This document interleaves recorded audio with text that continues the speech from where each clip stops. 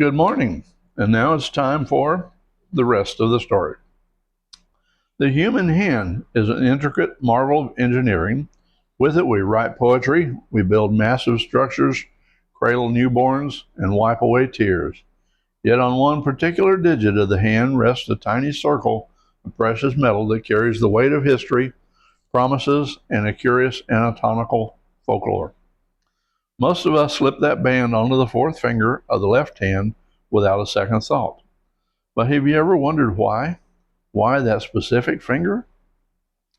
To find out, we have to travel back thousands of years, long before the sparkle of diamonds or the polished gold of modern jewelers. We journey first to ancient Egypt, where pharaohs ruled and the mysteries of the human body were charted in the stars and whispered by riverbanks. The Egyptians practiced the art of mummification. In doing so, they developed a profound fascination with the human anatomy.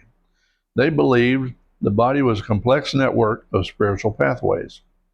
And it was among these ancient healers that a romantic notion took root. They traced the veins of the hand and arrived at a captivating conclusion. They believed that running directly from the fourth finger of the left hand was a singular, uninterrupted blood vessel. A vessel that traveled straight up the arm, across the shoulders, and led directly, unabashedly, to the human heart. They called it the vena amoris, the vein of love.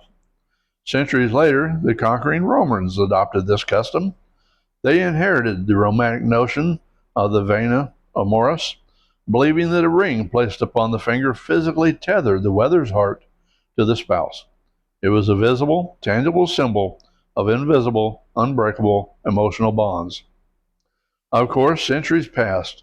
Medical science eventually advanced, bringing with it the cold, unromantic light of dissection and microscopy.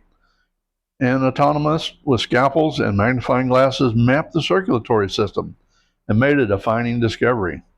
There is no such vein.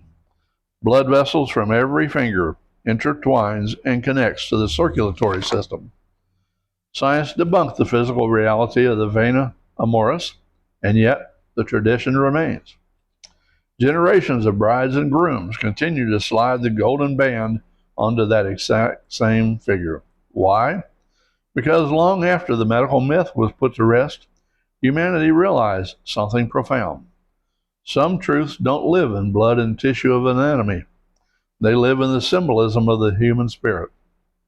But there's one more layer to this story, one that isn't taught in an anatomy class or whispered in ancient temples.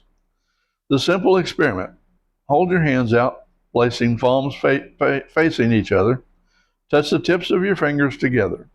Now try to separate them, one pair at a time.